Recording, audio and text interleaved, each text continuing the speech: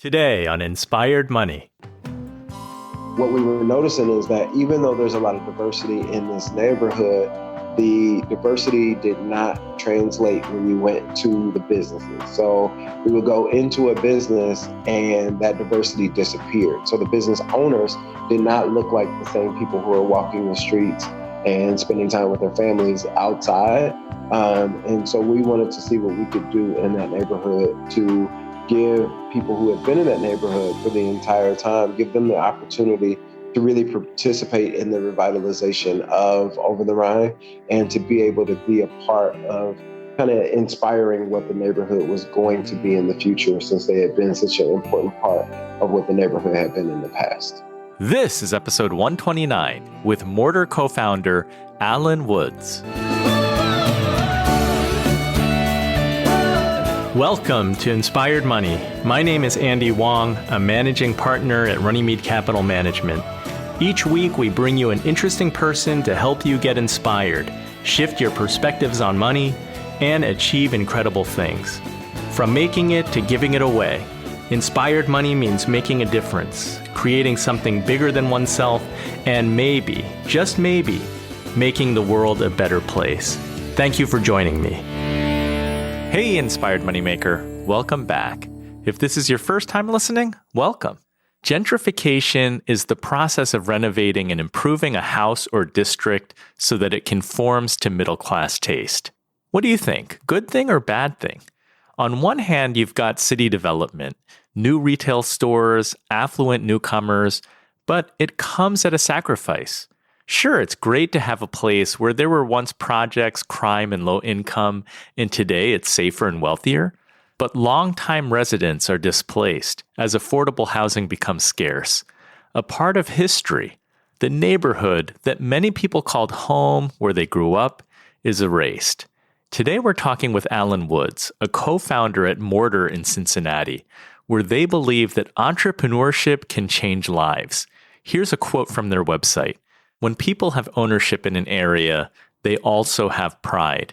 That pride manifests itself in the way that residents become involved in their neighborhoods, no longer feeling like spectators watching life happen from the cheap seats, but instead taking the field, making plays as productive members of society. That's really powerful. In 2015, Forbes ranked the cities where African Americans are doing the best economically. In it, Cincinnati ranked last. The team at Mortar is trying to change that, one entrepreneur at a time, and they've been making headlines. Here's Local 12 News. Cincinnati's minority entrepreneurs are getting national attention thanks to Essence magazine. It says Cincinnati is the fastest growing economic power in the Midwest and a destination for minority entrepreneurship. And here's a national NBC nightly news feature. Realizing a dream takes many paths. For some longtime residents of one neighborhood in Cincinnati, it's about the chance to become entrepreneurs as they watch their neighborhood change. These three college friends are hoping to inspire the lifelong residents of this community to become entrepreneurs and prosper along with their neighborhood. In this episode, you'll learn how Mortar has empowered 260 companies and counting, of which 87% represent entrepreneurs of color and 67% are Black women. That people need more than just money. We'll see the power of guidance, support, and community building. And we'll hear about the importance of legacy, sharing, and striving to have a collective impact. Now let's get inspired with Alan Woods.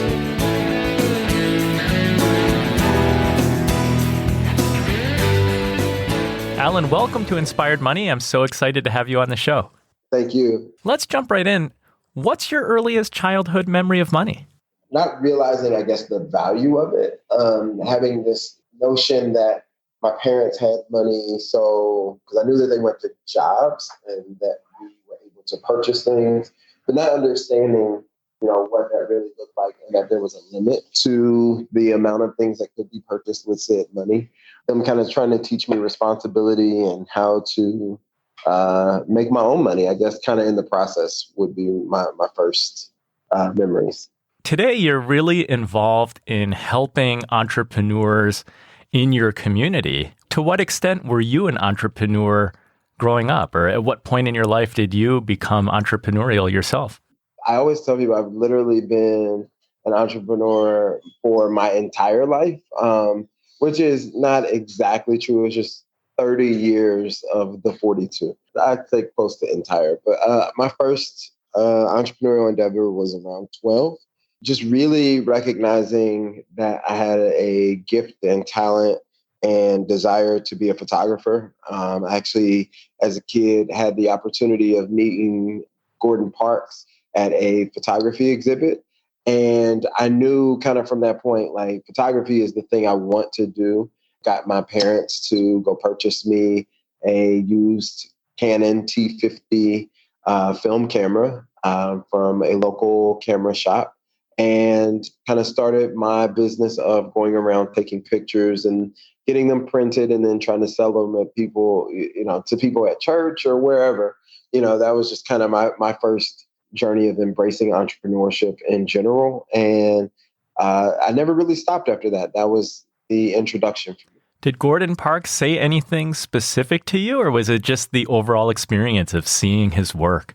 There's part of the story that I always tell people that he did say something to me, but I have no idea what he said. I remember being really inspired, and I feel like he kind of lit this spark for me that led to me saying, like, this is what I want to do.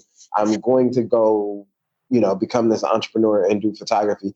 But I'd have no clue what it was that he said. I actually have told people in the past, like, I've thought about getting hypnotized to see if they can take me back to that day and I can figure out these profound words that then led me to become a photographer. And that has not happened. But I know that there were words that were said that definitely kind of lit the spark for me becoming this entrepreneur and becoming a photographer. I'm just not exactly sure what those words were. That's funny. I wonder to what extent it was for you as a young person, kind of bridging the gap, seeing how a photographer, someone who is creative, and bridging that into something that may be commercial. For him to have had the career he had, not even just as a photographer, but also as a poet and a filmmaker, I think that he definitely became this true inspiration for me because those are also things that I have an interest in.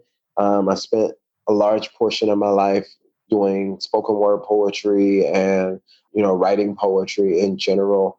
And now, as I continue to kind of grow my photography business, I have started to look at what does it look like to be a filmmaker as well. So it's just really interesting that sometimes seeing people that you admire that inspire you to kind of push forward, this narrative of, that this thing is actually possible. And I think that, even when we go back to thinking about like money and finances and the things that we learn about money and finances from our family and friends and community, I think sometimes depending on the context of money that you've had or the understanding of money that you've had, you do or you don't understand the power of money in helping you to kind of fulfill some of those dreams. And then understanding that money doesn't have to be a barrier for you to fulfill some of those dreams as well. So I think that messaging is very important, especially as a kid, to understand that it's a tool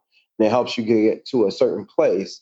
And it may be an easier journey if you have the access to those resources, but it doesn't mean that it's an impossible journey if you don't have the access. So I understand that you moved to Cincinnati around 8 years ago. You were kind of a recluse for a couple of years. Why was that? Yeah, definitely. I think that I am typically not I'm an introvert, like to the core, which I have to challenge those notions of comfortability a lot. So I think in general, when I moved to Cincinnati, we moved from Indianapolis to Cincinnati because my wife is in media. And so she had gotten a job on one of the local news stations. And so, it was like, okay, let's pack up, let's go. At the time I was doing photography and graphic design. Most of my clients, especially on the graphic design side, were people I had never even met face to face. So I was able to continue operating my business, and they never would have even known that I had changed cities. And because when we moved to Cincinnati, the plan was always to be here for about 3 years and then to move to the next market.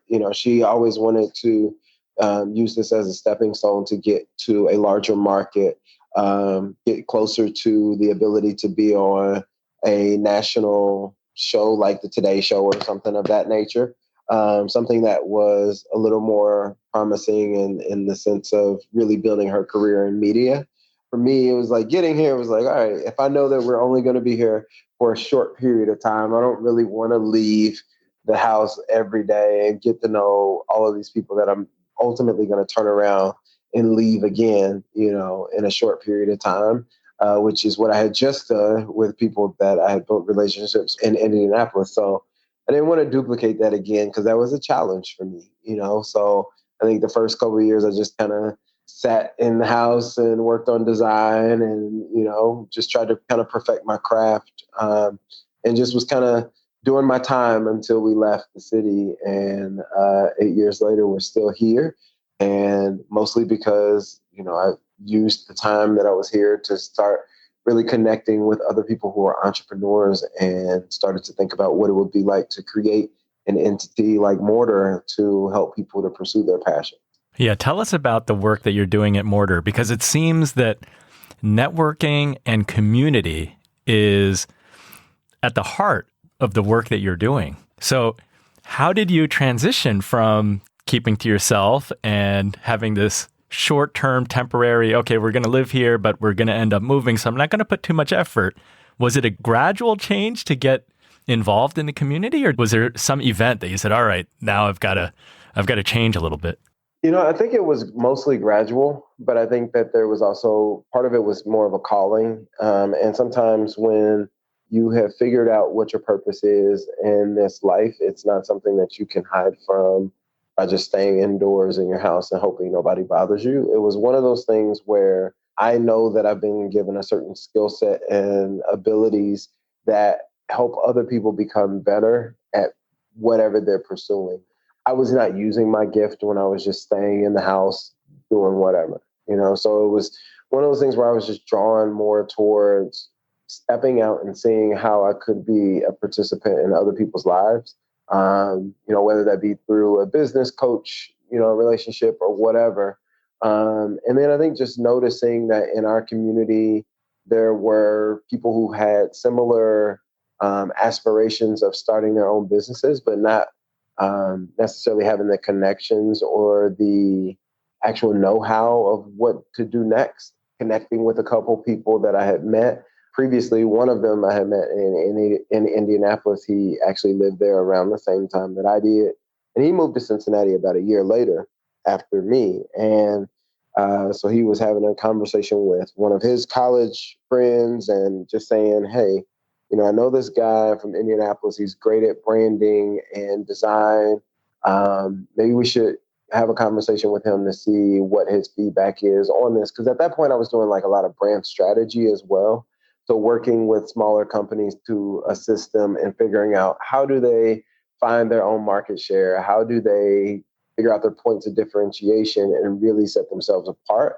So that was essentially what the call was that they wanted to meet so that I could help them figure out how to do this and to make it stand out.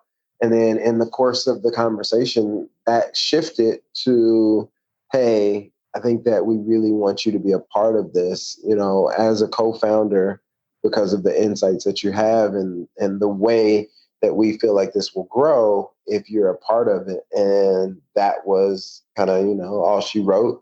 From that day forward, I've been, 100% in and committed to the work that we're doing at Mortar. And, that was in 2014.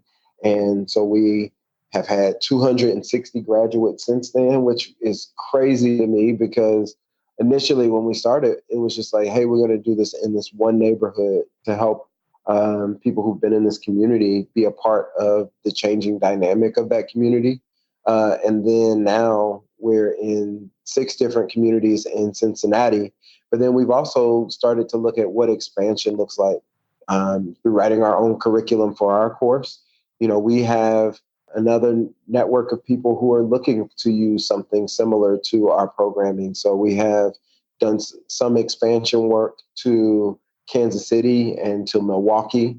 And we have a couple other cities that are in line and we're having discussions with about either providing just the curriculum or providing a full realm of services and consulting to assist them in doing what we've done in Cincinnati in their own communities. It's just blown me away that we've been able to do this. That's super cool. Your fellow co-founders are William Thomas and Derek Brazil.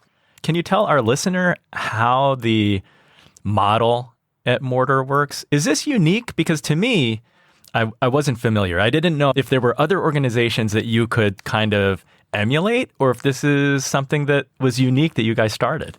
It is very unique in the role that we play and what we do. I think that there are a lot of other organizations around the country that do similar work, but the way that they operate is different. So you might have an organization that provides assistance for communities who want to start businesses. Our communities that we are typically working in happen to be communities that are kind of on the brink of gentrification and displacement. So we are specifically looking at neighborhoods where investment dollars are currently going where they haven't been, because we want to make sure that first things first, we are helping the residents of those communities be able to get the capital they need to stay in their current residences, even as prices begin to rise.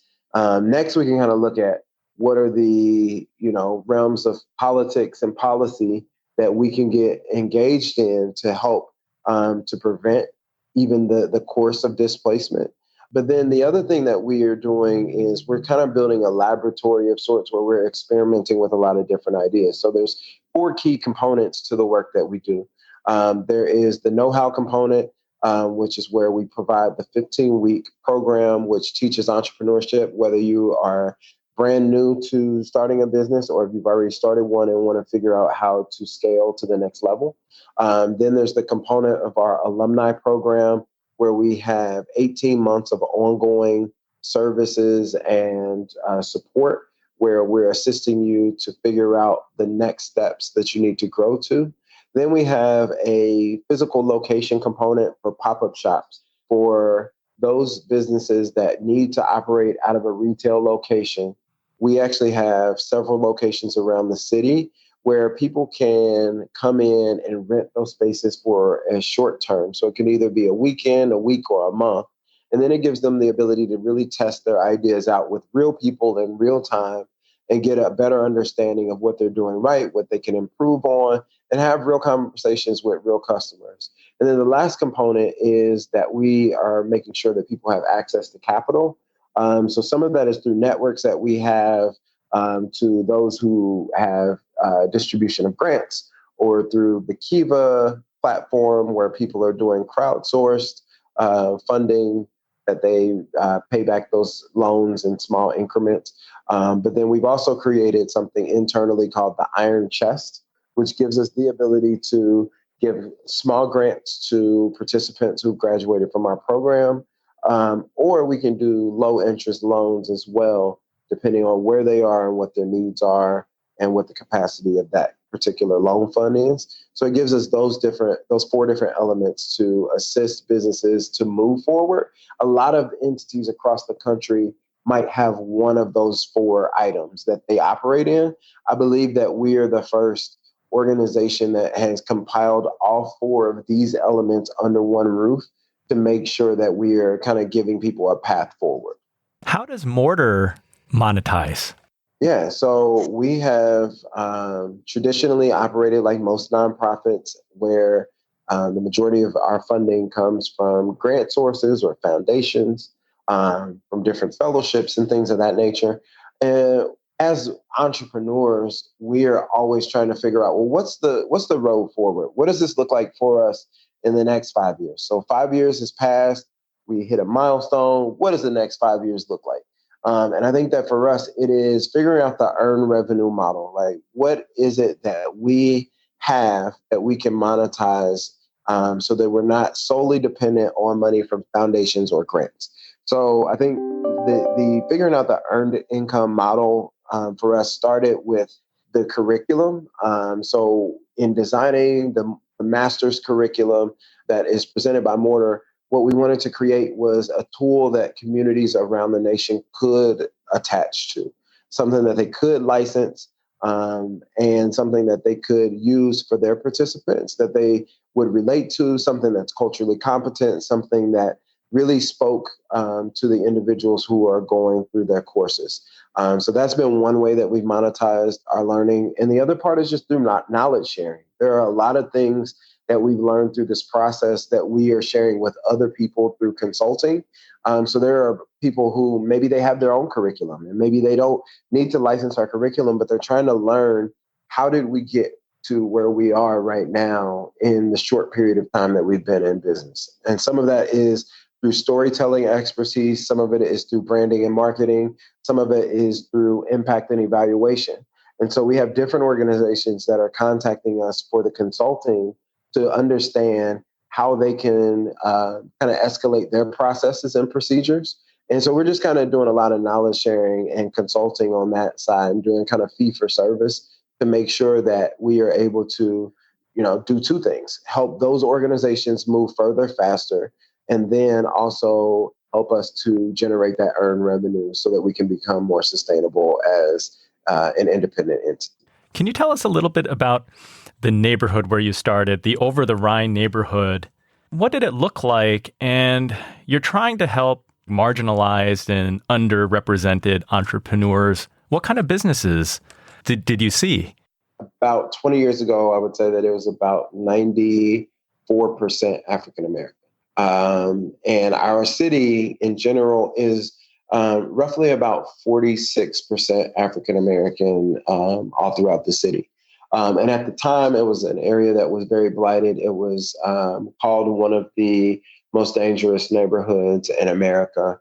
There was a lot of crime. There was a lot of violence. There was a lot of drug use. There was prostitution. There were a lot of things that were happening in this neighborhood that was not receiving any assistance and any, financial investment.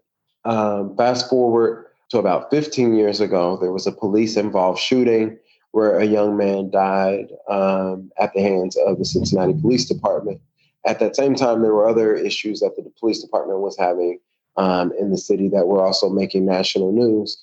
And I think that it just hit a peak where the city was very embroiled in this relationship with police officers, and there was an uprising within that community, which led to a lot of destruction of property and a lot of buildings being kind of a part of that process, which did not help the situation of it already being a blighted community. Fast forward to 10 years ago. There were a lot of people who were looking at this neighborhood as an opportunity to come in and kind of build this new cycle of what the neighborhood could become. And there was a lot of investment dollars. There were a lot of people who were coming in from other cities and people who had invested in properties who all kind of started to work collaboratively to change this neighborhood. And this neighborhood has done a complete 180. And people who have lived in Cincinnati and have been to Over the Rhine 20 years ago, when they come back to the city, they don't even recognize this area. So there was a lot of investment in the area. There's a lot of displacement in the area. There's a lot of people in the area that were starting new businesses. The area is actually a really diverse area now, where you have about 60% of the residents are African American.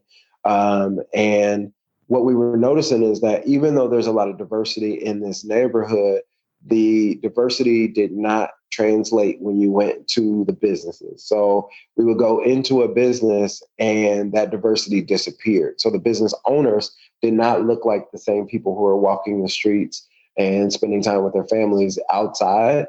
And so we wanted to see what we could do in that neighborhood to give people who had been in that neighborhood for the entire time, give them the opportunity to really participate in the revitalization of Over the Rhine and to be able to be a part of kind of inspiring what the neighborhood was going to be in the future, since they had been such an important part of what the neighborhood had been in the past. You really are trying to address income inequality, diversity, and if one has a discussion about like social programs, how do you help people? It sounds like you guys are trying to teach people how to fish. You're trying to give them the tools so that you can have diverse business owners as part of the community, because that is an important piece. Yeah, absolutely. I think that there are plenty of studies that show how diversity benefits everybody involved. And so you bring in different mindsets, you bring in people from a variety of backgrounds, and you collaborate together to create this place where everybody finds a space in it. And then it just makes that community better. And it gives them the ability to participate versus feel like they are in the way or that their time has passed to be active in this community. It's something that we are looking at as a model that can be used in lots of cities across America, because, I mean, we are certain that other cities that are experiencing the same type of displacement could benefit from programs like this that are reinforcing and challenging the narrative that is the traditional narrative of coming into a community and pushing people out. We're challenging that narrative and reinforcing the one that is that these are people who are brilliant. These are people who are wise and have gifts, talents, and abilities that if they have the guidance to start their businesses right in their own neighborhoods, and they have the resources to do that they can do that and they can thrive, and they can create community, assets and become taxpayers where the businesses are actually contributing to the further growth of that community. And so they just need the tools to do that. I mean, there's so many things in this country that have been built to keep people from moving forward that now we're trying to build systems that help people to move forward past some of those systemic barriers that have created obstacles in the past.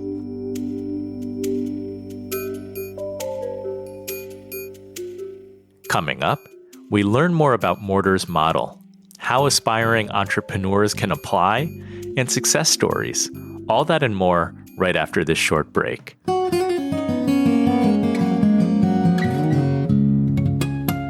The show notes for this episode can be found at inspiredmoney.fm/129. If you're listening in your car or wherever you are, check the show notes if you want to learn more about Alan, Mortar, and other things mentioned in this episode. Today, I want to talk about health savings accounts, or HSAs. An HSA is a tax-advantaged medical savings account that can help you pay for qualified medical expenses. To be eligible to open or contribute to an HSA, you must be covered by a high-deductible health plan and not be enrolled in Medicare or be a dependent on another person's tax return. And this is why it's important. The current assumption is to expect to spend $285,000 in healthcare and medical costs through retirement. That's today. It's likely to be higher in the future. To offset some of that, you can stash up to $3,550 in a health savings account this year if you have single coverage, or $7,100 for family plans. Add another $1,000 if you're over age 55. Here are 3 benefits to the HSA. Number 1 is triple tax advantage. Contributions are not subject to federal income tax. Investment earnings and interest grow tax-free. And then when you withdraw the money, as long as you're using it for qualified medical expenses, you're not taxed. Number 2, it's your money. Your unused HSA money rolls over every year. This is very different from a healthcare FSA or flexible savings account where you use it or lose it every year. You also keep your HSA if you move or change jobs. And then number 3, it's investable. Choose to invest some or all of your HSA money for tax-free potential growth. You have a broad array of investment options to choose from, including the option to have your HSA professionally managed. If you have or you're considering a high-deductible health plan, A health savings account can make a lot of sense, and it's a great way to save more money in a tax-advantaged way. That's the Runnymede Money Tip of the Week.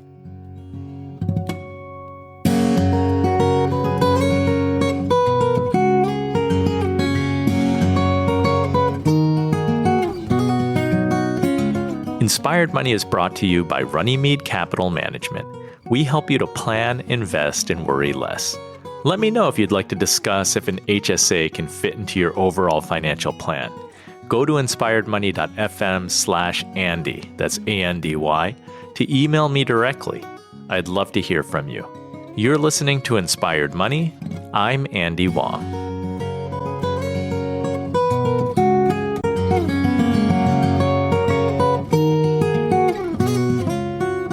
Is there a long-term plan to have Mortar go into more and more cities, or is it to have more nonprofits sort of learn from you guys and implement on their own?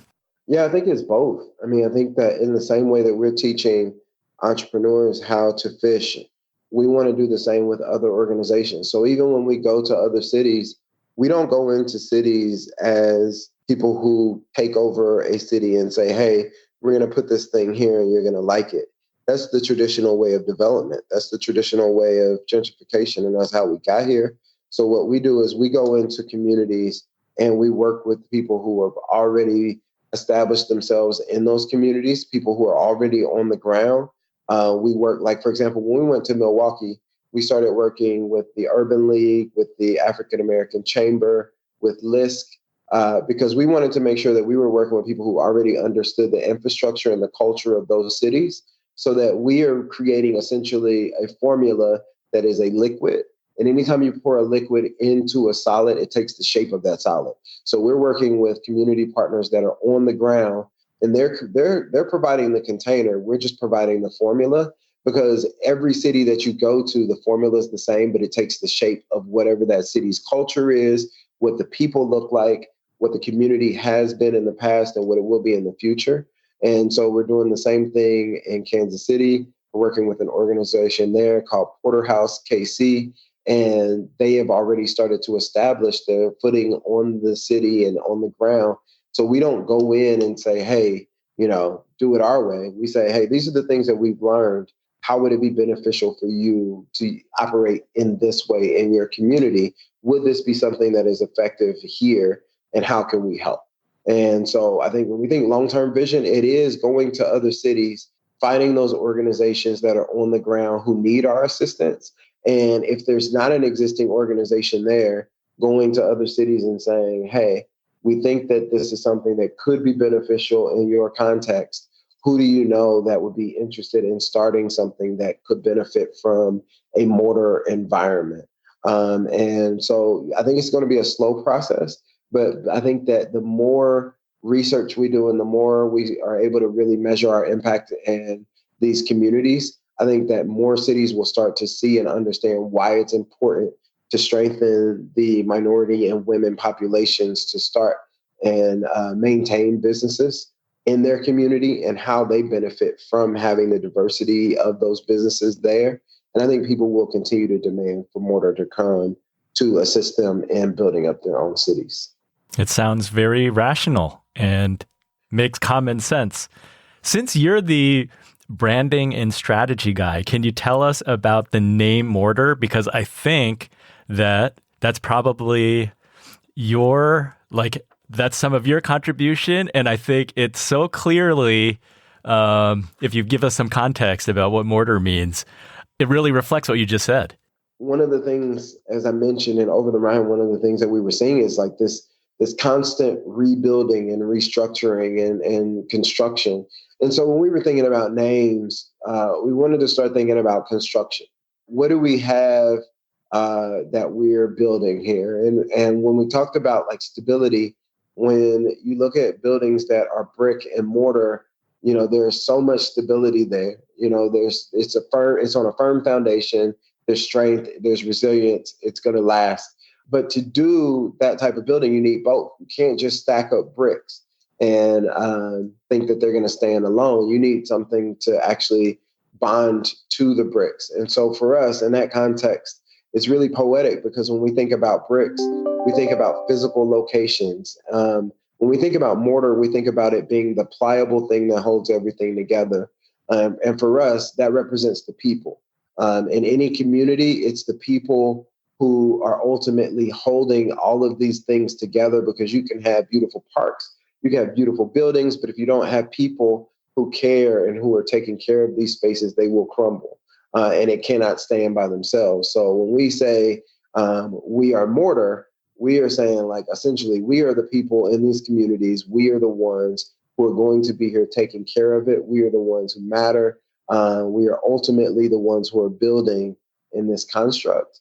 And you need to have us as a part of the process, or anything that you build is going to fall down. That's a beautiful, beautiful image and concept. I don't know if I'm correct on this, but I think that Mortar had its start at a pitch competition. That is correct. If someone has a business idea, they want to start a business and they're approaching Mortar, what does that process look like? What's the application process? Is there a pitch competition anymore, or is that just something else that was in the past? Yeah. So to get into Mortar, what we do is we have a application that actually lives on our website, which is wearemortar.com. The application lives on the website. People can go and fill out their application on our program page. And the next step is that we kind of go through and we review those questions to see how people are answering, because we can learn a lot from people based on how they answer those questions. It's not the easiest application that you've ever done, but it's not as hard as doing your own taxes. So we try to find a gentle medium, where people can go there and take it seriously. I mean, we're going to ask questions. Like, for example, one of the questions asks, if there's one thing that you need to move forward in growing your business, and that answer cannot be money, what would that thing be? And for a lot of people, they struggle with that one, because the first thing that they want to say is that, oh, if I had money, it would solve everything. As we've seen, there's tons of people who have money and start businesses and they fail and they go bankrupt. So money is not the answer for all of the things that you need. We're asking people to really think and go deep into, how they would actually operate. And we're looking at, what are some of the numbers that you've already calculated? How much is your startup cost to get this business going? What are your anticipated, fees that it costs to do that? And what is your income? Like, what is that return on your investment? And we really want to get people thinking about those things early in the process. Then from there, once they fill out the application, we go over to doing a face-to-face interview, and they will actually do an interview with someone from our team. And that could either be an alumni member from our team, or it could be a board member from our team, or someone from our staff who's just going to ask questions to get more insight into why they really want to be an entrepreneur, and if they're going to have the resilience that it takes to actually pursue this with all of their heart, because you need all of it. You can't just jump in and think that it's going to happen for you without putting in the work.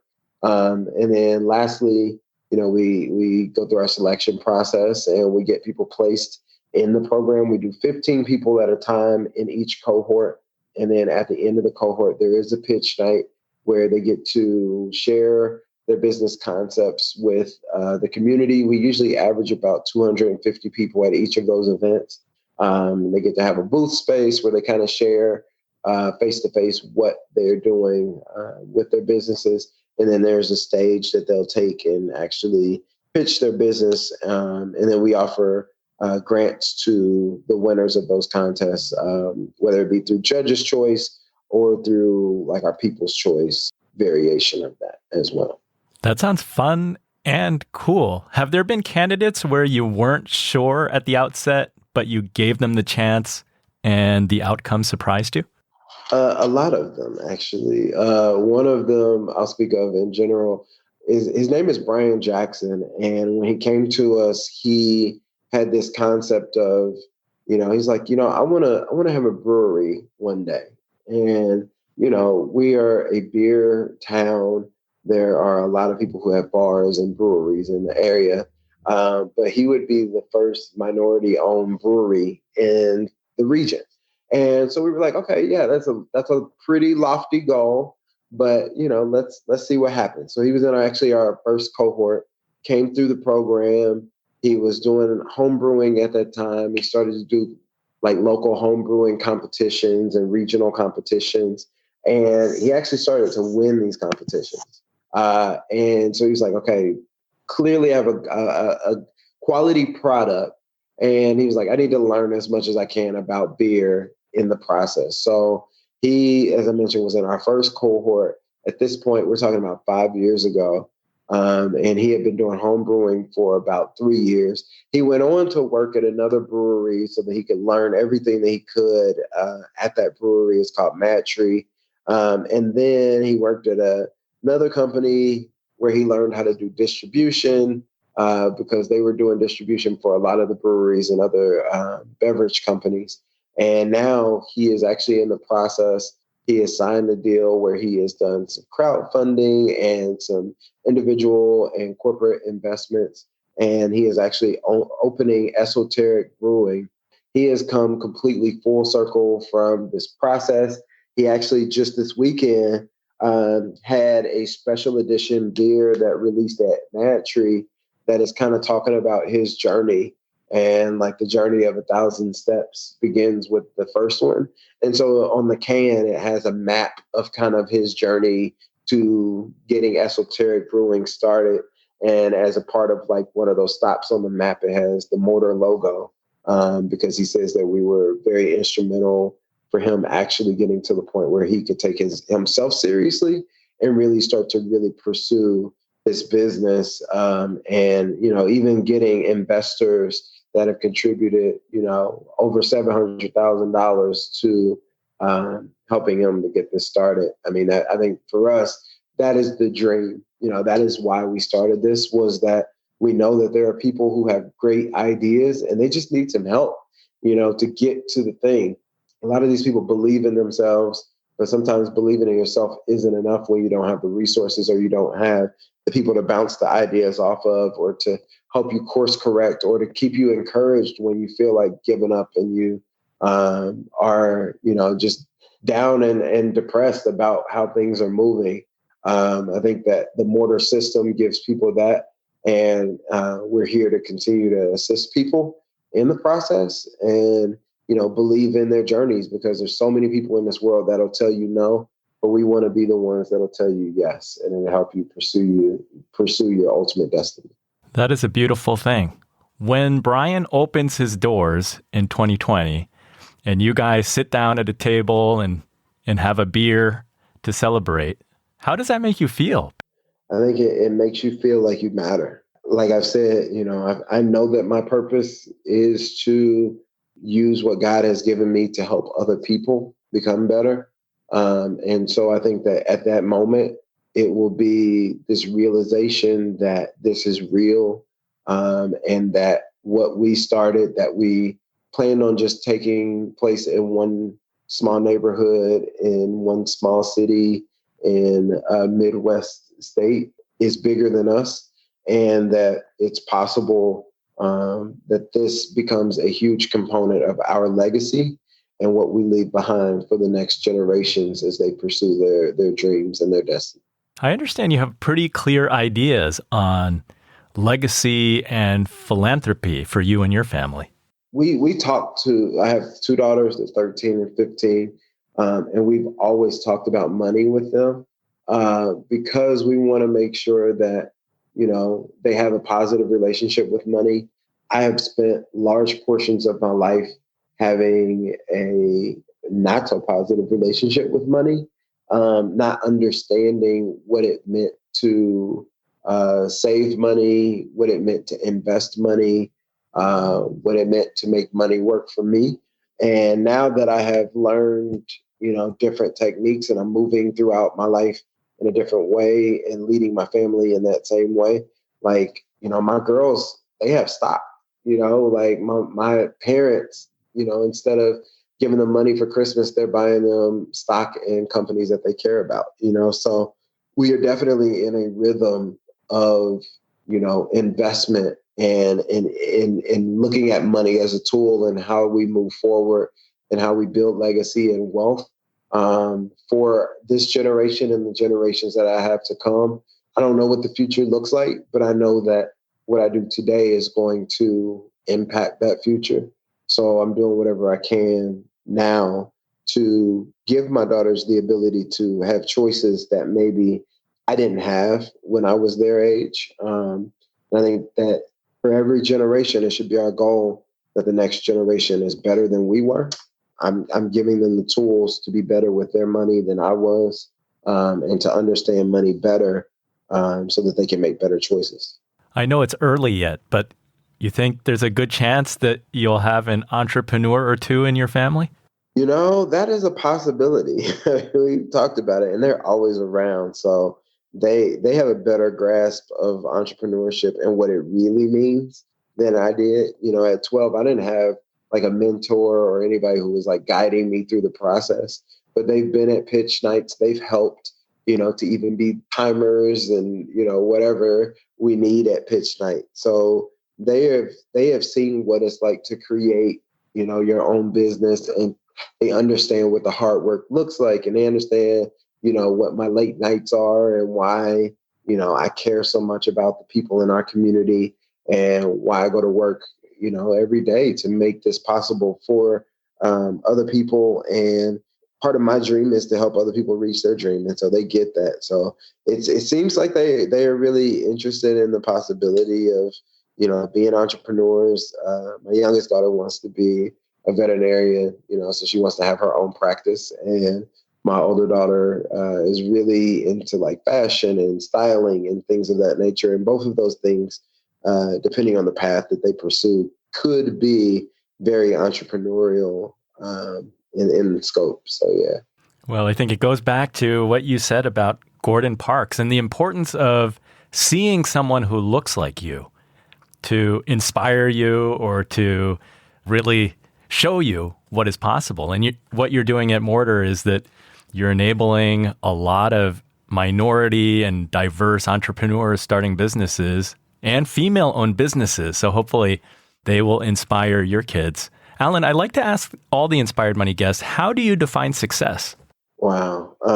I define success as setting goals, achieving goals, and then creating opportunities for other people to benefit from the goals that you've achieved.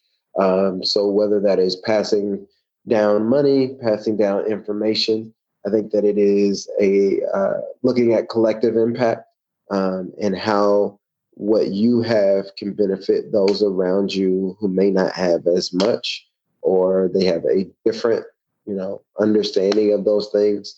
I think it's definitely about sharing. So once I get to a certain level, it's making sure that I'm able to pull other people with me through sharing my knowledge, sharing my money, sharing my gifts, sharing my time.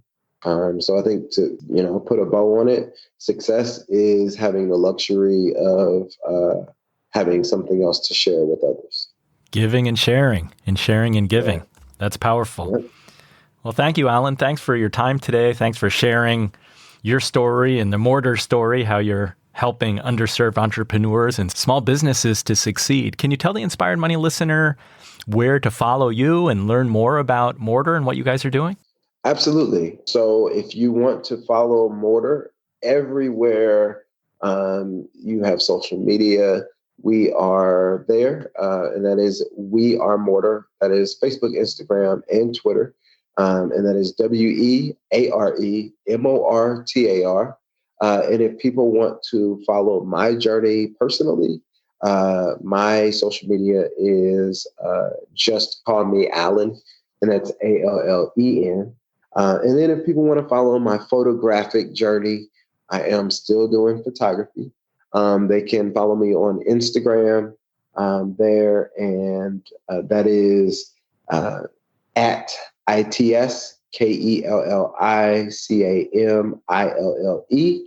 And that is It's Kelly Camille. I named that company after my oldest daughter. So, so speaking of building legacy, she already has a business. Nice. So, if somebody wants to donate and support Mortar. I remember you mentioning crowdsourcing. Are there different ways for people to directly support?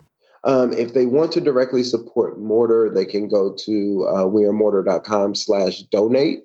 And we're actually running a campaign for individual givers right now. We're trying to make philanthropy more accessible. So in 2020, we're looking for 2,020 people to donate $20 a month. So we're trying to make it more accessible for everybody to participate in philanthropy. If people want to donate to specific entrepreneurs that are Mortar graduates, they can just reach out to me directly through any of those social media chains. And we can talk about how they can do that and be a part of the success of specific entrepreneurs.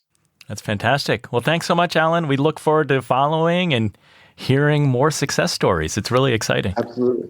Appreciate you. Thank you very much, Andrew. So what was your favorite Inspired Money moment? I'm so excited to have had the opportunity to speak with Alan and hear all the inspiring and impactful things that Mortar is doing to empower entrepreneurs in its neighborhood and communities. We all know that money is important, but it's also a tool, and it really is more than just about money. Like, for example, one of the questions asks if there's one thing that you need to move forward in growing your business, and that answer cannot be money, what would that thing be? And for a lot of people, they struggle with that one because the first thing that they want to say is that, oh, if I had money, it would solve everything. As we've seen, there's tons of people who have money and start businesses and they fail and they go bankrupt. So money is not the answer for all of the things that you need. If you had a different favorite Inspired Money moment or thoughts on today's topic, message me on Instagram at inspiredmoney.fm. That's instagram.com/inspiredmoney.fm. Don't forget the .fm. If you like this episode, please do me a favor and share it with someone. I'd really appreciate it. And then lastly, if you haven't subscribed yet, I hope you'll do it now to ensure that you won't miss next week's episode. Thank you so much for joining me. The music you're listening to right now and all other music on today's show is by the amazing Jim Kimo West. Have an inspired week and do something that scares you, because that's where the magic happens.